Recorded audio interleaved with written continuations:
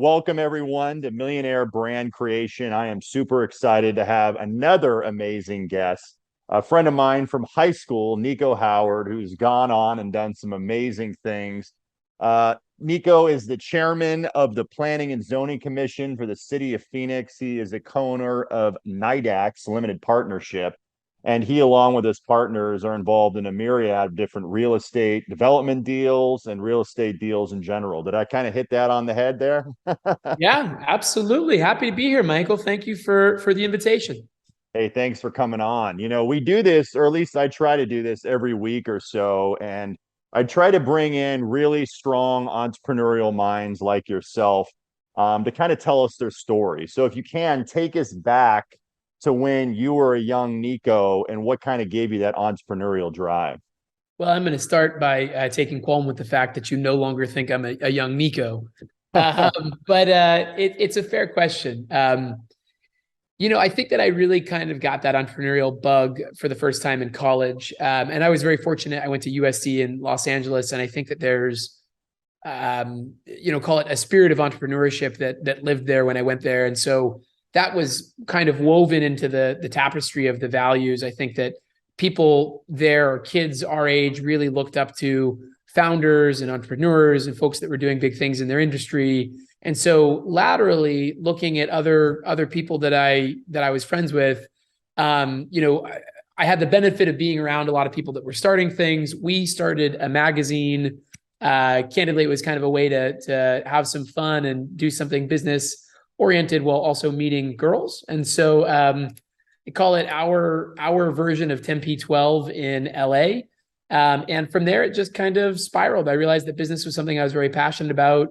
I went to law school a couple of years later, and while I was there, I added an MBA, started underwriting investments and just kind of looking at that landscape. And it was pretty evident that was what I was supposed to be doing with my life.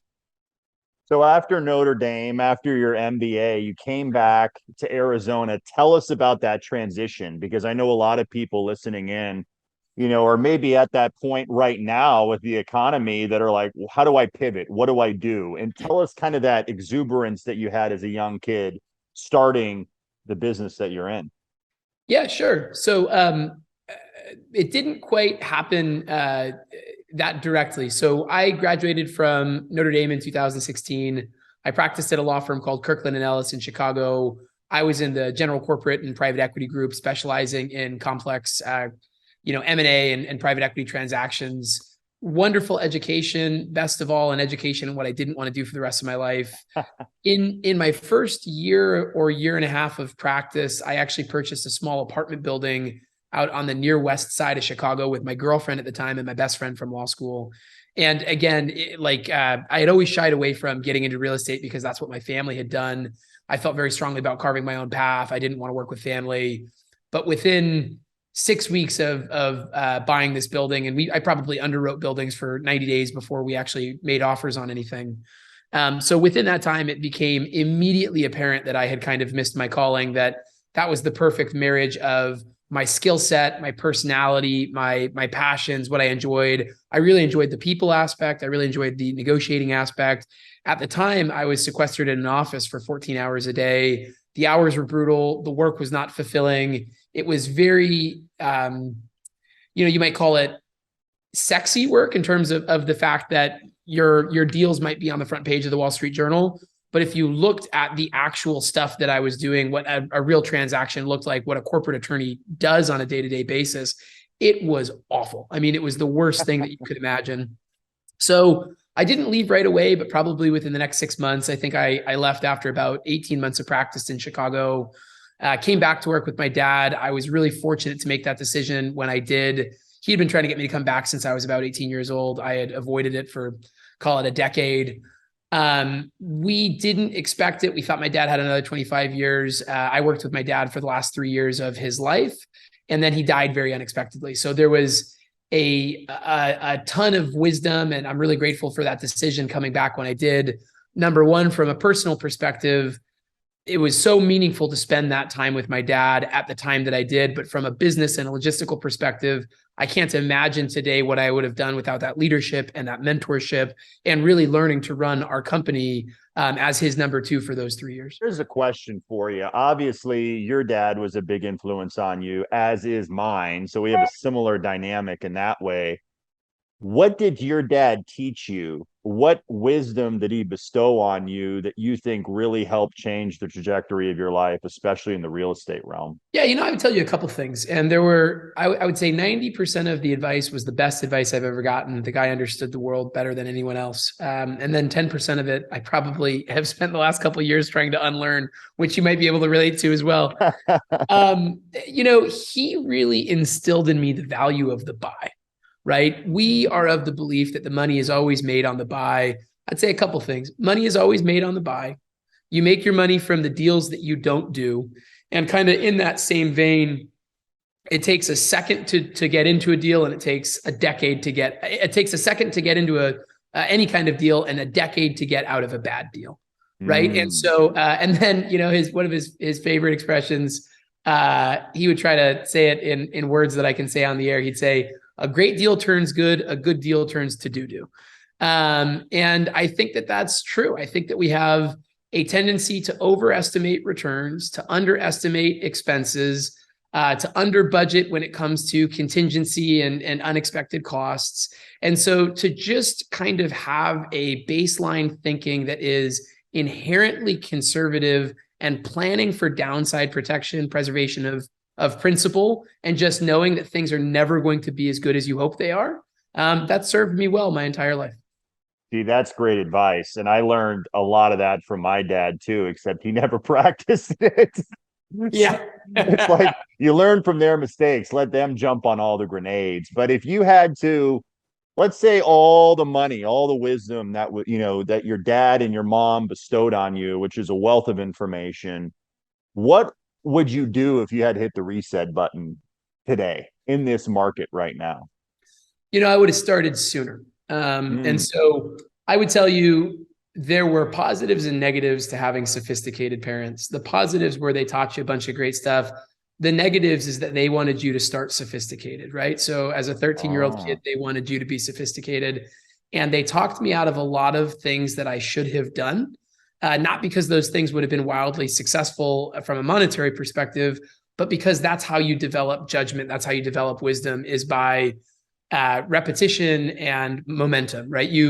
I'm of the belief, and I'm not at this stage of my life now, but for young people that are playing with low stakes, for small amounts of money, and this is going to almost directly contradict what I said about getting into a deal and getting out of a deal, but while you are learning, while you are fresh to this industry, while the stakes aren't that high, as long as you're not losing money, I see tremendous value in doing the deal, right? In getting active and just being out there, whether that's in brokerage, whether that's in development and investment, putting your own money at stake, but getting involved, getting engaged.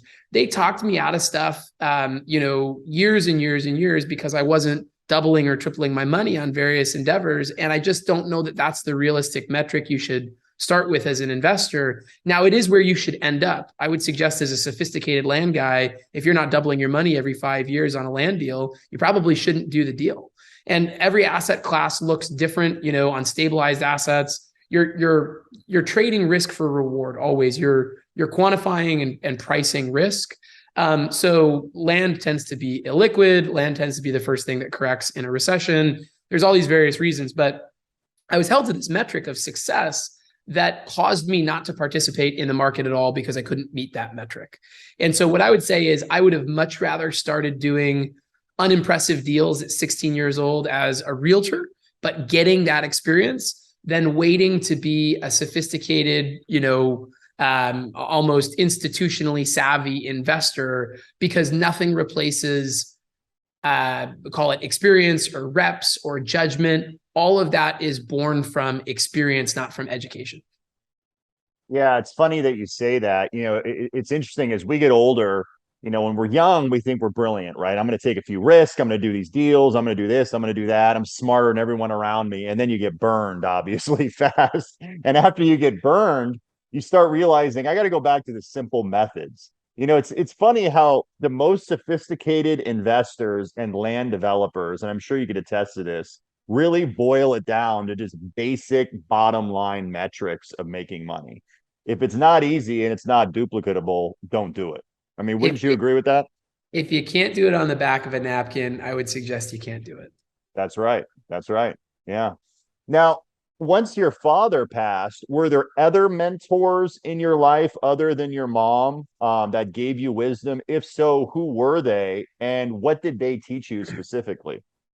So I would tell you, absolutely yes. That is still something that I'm exploring today. That's part of my journey right now, is really determining, who I want to be when I grow up, for lack of a better way to put it. And I think I have that conversation with myself every decade, irrespective of my age.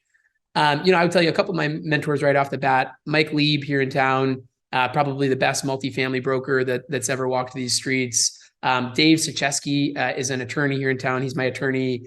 And I would tell you, I learned so much from the market perspective from Mike, and watching how he interacts with his clients. He is just a wealth of market data because he is talking to everybody all the time. And I'm 2 doors down from him in my office. And so just watching him, I've taken on a lot of those behaviors subconsciously, just by osmosis. With Dave Sucheski, he's such a good legal mechanic. And I call him a legal mechanic, but truly he's a strategic mechanic. He's done so much on the development side. He used to work really closely with Circle K and Quick Trip, doing all of their new locations. So he's built so much. He's done so many entitlements, and then he's also got that legal component. He just is a master of where to spend time and where the high level issues are. The biggest thing for me in my current role is learning where not to spend a bunch of hours. So it's really easy. And as a recovering corporate attorney, I mean, I read every word of every document. And when you're on 28 transactions at one time, it's just no longer possible. You're kind of taking this triage approach. Not saying that everybody should be that active, not saying that's where you want to be. It's a bad way to be, but sometimes things are crazy and you have to figure out where you can claw back time, where you can budget time and be efficient, and where you absolutely have to read 110% of everything. And so one of the things I've really learned from Dave is what matters and what doesn't. If you had to pick 4 things in this contract that we're going to go negotiate, what are those things? And I would tell you, he's a master at being like, I've done 150 deals. This has come up once. We can go back on it and we can figure it out. But if negotiating this thing is going to impact your economics, you really need to decide what's the likelihood or the probability of this kind of occurrence. And would you rather have the upfront purchase price, or would you rather negotiate this esoteric right that in all likelihood will never come into play? Interesting. So here's another question for you. In all your wisdom, you're 33 or 34 now? I'm 33. 33. I don't think you have any kids that I know of, but let's say you magically have one, immaculate conception, kid comes out, boy or a girl, and you had to teach them one thing about life that was important to you, that helped change the trajectory of your life. What do you think that would be, and why would you teach them that? Well, as far as having kids goes, I don't answer the door on Father's Day. I hide underneath the couch if the doorbell rings. So, but if I did have a son or a daughter, and it's a tough question, and I'll tell you why. I have an inherent conflict inside of me. And so I would tell you, some of the things that have made me the most successful in life tend to be the things that have made me the least happy. I'm not saying I am unhappy, but just a lot of these things taken to an extreme can be detrimental. And so I think maybe the answer I would give him is balance. But I think that would be a half-hearted answer, because I don't really believe in balance. I believe in correcting by going from one to extreme to another and doing that repeatedly. And so what I would say is knowing when to pivot, right? Knowing when you've worked really hard, you've done all these things, you've been spending years and hours a week developing a skill, developing a process, knowing when it's time to say, okay, I'm going to have fun. Okay, I'm going to go on vacation. Okay, I'm going to invest in myself. I'm going to invest in my relationships. I'm going to invest in my happiness. That's one of the things that I've really struggled with over these last couple of years is everything has been business. My social life has been business. I tend to have friends that are in the same business as me. My downtime is like networking events. And it burns you out. It really burns you out. And so I am just getting onto the other side of that pendulum swing where I just booked a one-way ticket to Asia. I'm going to come back online once a week for a month, talk to my project manager once a week and just say, what's on fire? What do you absolutely need me for this week? And then the rest of the stuff, I'm going to kind of let it slide. And so I don't know, maybe we'll have to have another conversation after I've tried this. I have no idea whether things are going to blow up, or it may very well be the case that I'm really not as essential as I believe that I am. And I think that that's something that I'm not a founder, but I think that's something that founders and principals struggle with a lot, is we labor under the delusion that we are the most important part of a team. But the reality is, if you have built that team effectively, you should be irrelevant. You should almost be redundant. And I don't want to say that you don't need to be there for high level decisions. You're always going to need to be there for that.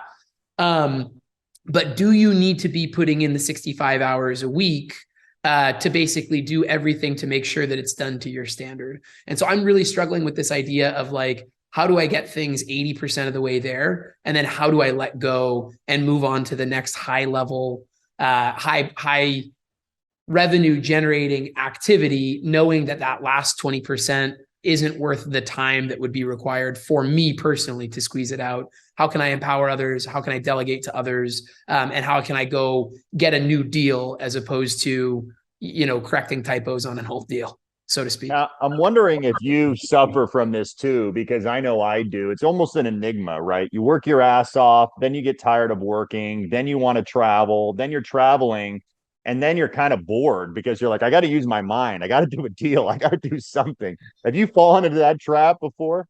100%. And I believe that that's what you want, right? That's what I describe of the market cycle of life, right? And so, everything's cyclical. Everything kind of follows these patterns. And so that's where we find hunger. We need the space to be bored in order to get active again. And so that's what I mean by going back and forth between extremes, is like, I work until, and it takes me a couple of years each cycle, but I work until legitimately I'm like, man, I don't want to do this for the rest of my life.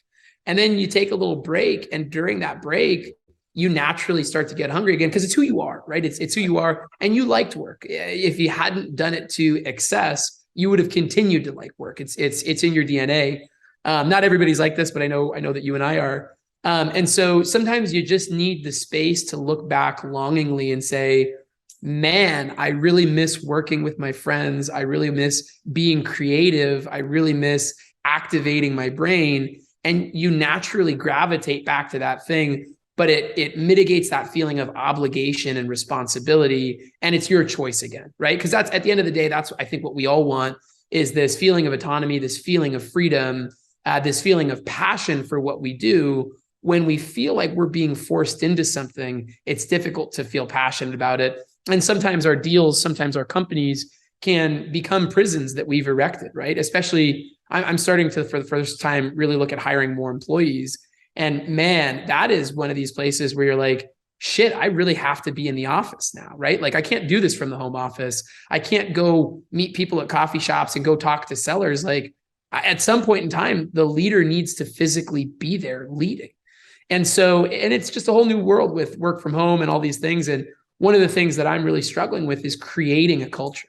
And what do you want that culture to be? And unfortunately, if you are going to build a company, particularly if you're going to build an operating company, which I would never recommend, but even our investment companies require some level of back office support and accounting staff. I mean, I really, for the first time, am looking at hiring analysts so that I'm not looking at every deal as it comes in.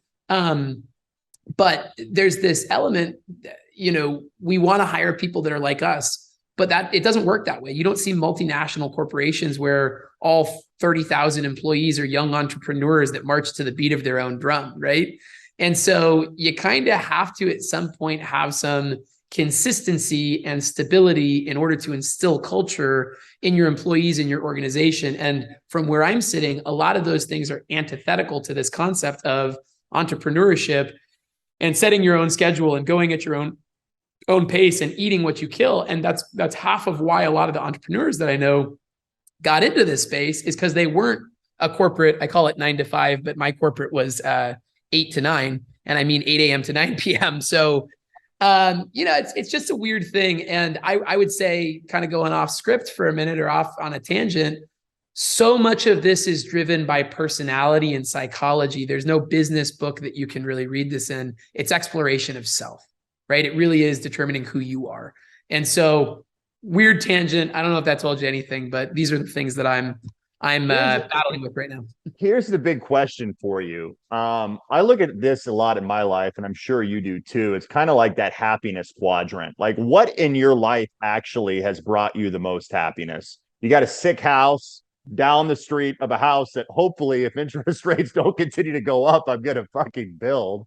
So you got a big ass house. We've been waiting for you, by the way. The neighborhood is waiting for you. I don't know if you saw it to the north. They just knocked down another 2 houses. They knocked down Jesse's house and then the house right across from her. So the neighborhood is up on the up. We're waiting for Michael Banovac to deliver us. It's a great question. And I am not as clear on this question as I should be. And I think most people are not. And I think that's a problem. I would tell you definitively, I am happiest when I have a goal. And it is not the accomplishment of that goal, but the process of working toward that goal in a committed way that brings me the most satisfaction. And so oftentimes, the completion of a goal is the death of desire for me and the death of purpose, right? And that's, we all have to reinvent. We all have to kind of come up with new goals and pivot and evolve. But I would tell you, just working towards something that I believe is worth accomplishing, the process of doing that is probably the thing that brings me the most enjoyment. Yeah, ain't that the truth? And the irony is all the things that we put around us. I don't know if you feel that way, but I had like a materialistic phase in my 20s where I wanted watches and cars and houses and all of these clothes and all this stuff. And you get all that and you realize, shit, I'm not really that excited about it. I don't know if you've gone through that phase as well, where it's like, it's cool, but it's not that cool. Does that make sense? Your life is no different. Sure, you wake up in a different place, maybe you put on a different suit, but it doesn't change anything. I would tell you, for me, that experience, I've never been particularly materialistic. I recently have actually tried actively to become a little bit more materialistic. And the reason is, this sounds really weird, but I've been so focused on deals and we've been so active for these last couple of years, both with the market cycle where it was, then with my dad passing away, taking over the business. There was a critical time where we were in a sell cycle and we felt like we were battling a clock. And so there was more to do than we actually had bandwidth between us and our limited employees. And so it was like, something got done. There was no celebration, right? Like there was nobody took a week off to pat themselves on the back. It was like, tell them what they win, Johnny, more work, right? You win the opportunity to take focus away from the deal you've been focusing on and go back to focusing on the other 9 that you've been neglecting for the last 2 weeks while you've been closing this transaction. So, I got into this place of extreme time scarcity where I was always in a hurry, and I'm just kind of on the tail end of that where I'm trying to psychologically pivot and structure my day differently. So, I'm trying not to structure meetings back to back anymore because inevitably one runs late and then you're always kind of running late. There's always, you're sending a message and a signal to your brain and your body that there is more work than there is time and that you don't have enough time and there's too much to do. And so as a result, you kind of turn into a bad person if you have those circumstances for long enough. The death of my desire was in September. I had closed 7 deals in the preceding 90 days that I'd been working on for the prior 4 years. And our deals are really long deal cycles. So we're on the land side, and a lot of those assets, we had been in those assets for 7 to 15 years, right? So wow. These are really long deal cycles from acquisition to disposition. But even from the time you decide, I want to do a deal on this site, if there's an entitlement component, if there's a permitting component, if there's any value add component, and I'm doing some vertical construction as well. So if you have to build the damn thing, you're like a couple years out from when you make the sell decision to when you actually sell. So I was so focused on finishing these deals. We closed the deals. We closed them before the market shifted. The market shifted. And then it was like, now what? Right. And so if you're looking at it as a ledger, you have all these costs, the transaction costs, and I call them the transaction costs of life, right? Like the mental fatigue, the emotional exhaustion, the damage it does to your relationships, the stress that you bring home. I mean, there's a high cost to working in a high stress environment for a prolonged period of time. And then when you looked on the victory column, there was like nothing.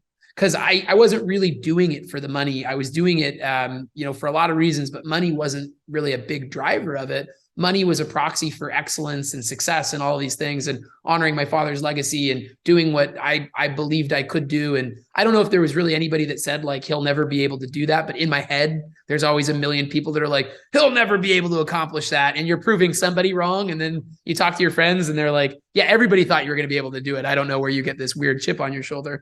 But setting all of that aside, there was this death of purpose when all of the things got done. And then it was like, how do you celebrate this? And so it began this journey toward self-care and doing some things that were almost symbolic. I bought a house, not because I needed the extra square footage. I was just fine where I was. But it was like, yeah, like I have to do some things to commemorate some of the accomplishments and to reward myself. And so right. I'm a little bit jealous sometimes when I meet guys and they're like, oh, like I'm a watch guy, like nothing makes me more excited than the ability to purchase a new watch. And when I celebrate a big win, I buy a watch. I don't care about watches. My suits, I guess the one thing I have is I love a nice suit. I have a little guy from Hong Kong that comes out twice a year. He makes me a custom fitted suit for $500 a piece.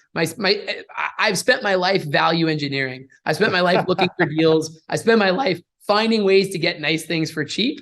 So all that is to say, I'm actively looking to be a little bit less frugal and like splurge a little bit and spend on myself almost for the symbolic value of just celebrating me and being like, hey man, you deserve this. But left to my own devices, dude, I would eat top ramen to save the money, and I would watch the pennies build up, even though I'm never going to do anything with them. I'd live in a crappy apartment. I'd drive a middle of the road car that I bought at a discount. And so I'm trying to change some of that for my mental well-being. Yeah, it's important only because they're reminders and markers of where you are today. Like I remember when I started buying nice cars and watches and all that stuff, whenever I would feel like down on myself, I'm sure you probably wake up some days, you're like, man, I'm just fucking loser, man. I just haven't accomplished anything. But then you look at your beautiful watch, or you look at your car, or you look at your house, or you look at something that's a symbol of where you are. It reminds you of the processes that you've taken to actually get to that point. Have you ever had that realization in your life? I think I have. And I've begun a new practice of trying to, at least once a week, writing out the things that have gone well. Because I think we have guys like you and me, and I'm not trying to put us in a stereotype. I just actually know Michael well. And so I know kind of how your mind works. Our minds look at what we don't have, not what we do. Our minds look at the opportunity that was missed, not at the things that went really well. Right. And right. So I will sit down after a 13-hour day and I will look at the things that I didn't get done. I will look at the right. meetings that I didn't take, the things that I didn't get to. So it's sometimes important for me to just spend 10 minutes going through my calendar and looking at what I did that day. And I'm like, well, that was essential. That was essential. I was going to have to do that at some point. Thank God I read that.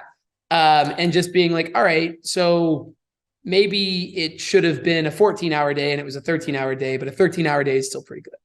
And so finding some contentment in that, I would say for me, I think as well, keeping like a deal sheet, which I've done a bad job of, but looking back, the individual days don't matter. And I think in the aggregate, they begin to, even the individual weeks. In real estate, you can have a month or two where you literally do nothing. And I never do because we've taken on all these projects that we probably shouldn't. But what matters is what you accomplish in a year. What matters, what you accomplish in 5 years. And there's these like critical periods where there is a high octane return or whatever, right? Like these small things that maybe they only take 5 hours, but it radically alters the trajectory of a deal. It radically alters the profitability. And so again, reminding myself to focus on those and not get addicted to productivity and addicted to doing. And I'm not saying that all of these things don't need to be done. Somebody needs to do them, but I'm not sure that you need to do them, right? And so is this a $50,000 an hour job, or is this a $5 an hour job? And where are you spending your time, right? And so there are certain things that only I can do. And I would do well to focus almost exclusively on those things. And then there's things that you could teach almost anybody to do, right? There's certain things you could teach a monkey to do. And so it's like, how do you build your life where you're never doing any of those lower level tasks and you're focused only on, and again, it always goes back to decisions. I really subscribe to the Bezos philosophy, which is the job of an executive is to make a small number of really high quality, high impact decisions. And so, you know, it sounds foolish, but it goes back to this thing where it's like the go, no go decision. Like that's where your time should be spent. Like, am I going to make this investment? Am I going to place this capital? That seems like such a small thing to say yes or no, but that yes or no means everything. And then we look at the deal cycle. 95% of the time is spent on executing the decisions that you make. 5% of the time is spent on deciding, but that 5% drives the profitability of the other 95. We're going to start to wrap up. The question I have for you is there a quote or something that resonates with you that you live your life by that you want to share with the audience? Wow. I feel like I should, now that you put it like that. I mean, I don't want to leave you with a pass, but, yeah, you know, I would give, my dad's quote, and I'll say it in the words that he really said it in the office is, you know, a great deal turns good and a good deal turns to shit real fast. And so just be prepared for the worst. That's kind of how I've always lived my life. And I think that for young investors, it's really something to think about. Your returns will never be as rosy as you believe they will at the start of a deal. The first day that you decide to do a deal is the best that deal will ever be. It's all downhill from there. Now, there is 5% of time where this factually isn't accurate, where somebody builds a TSMC next to you or Intel expands next to your site. There are those outliers where it's like, all right, there was this unexpected fluke black swan occurrence that added, you know, 300% of value to your project. But I would tell you, much more often, your deal goes bad than it goes unexpectedly good. And as long as you have that attitude, those positive surprises will be a good thing because you've managed your expectations down rather than up. I would so much rather be positively surprised and have reality exceed my expectations than the opposite, have high expectations and have reality come in, much lower.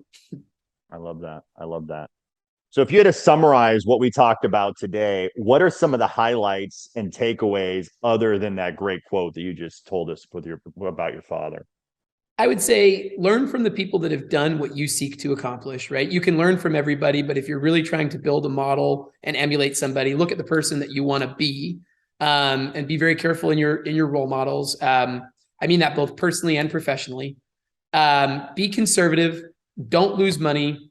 Look at preservation of principle. Look at worst case scenarios, and you know, find a way to stay passionate about what you do, because in the long run, this is a marathon, not a sprint. And so I think burnout is a very real thing. I've been experiencing a lot of it over these last 6 months. It's funny, you have the luxury of burning out in a down market. Right. But you know, my dad, and this was another quote that my dad used to tell me, and Elliot Pollock actually says something very similar. Maybe I'll use Elliot's quote because I think I can actually quote him on it.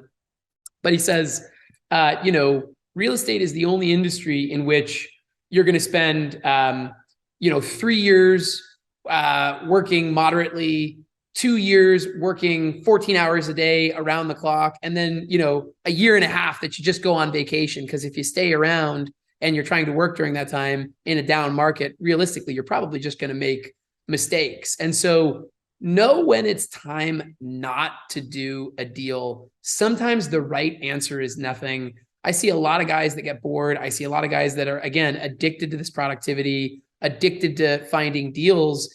And so they try to make deals work that really don't work. And I got news for you. It only takes a 50 basis point swing on some of these deals to go from or call it 100 basis point swing to go from being profitable to losing money, right? To being underwater.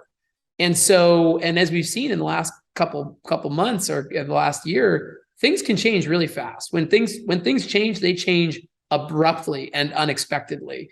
And so, you look at a couple hundred basis point swing on interest rates, which I promise you will manifest and already has manifested in, at least 100 basis point swing on exit cap assumptions. You look at that and you're like, yeah, I know it seemed like you were waiting a long time, but 2 years in the overall scheme of things is not that long of a time to wait. And in 6 months, we saw good deals go to literally deals that may go back to the bank.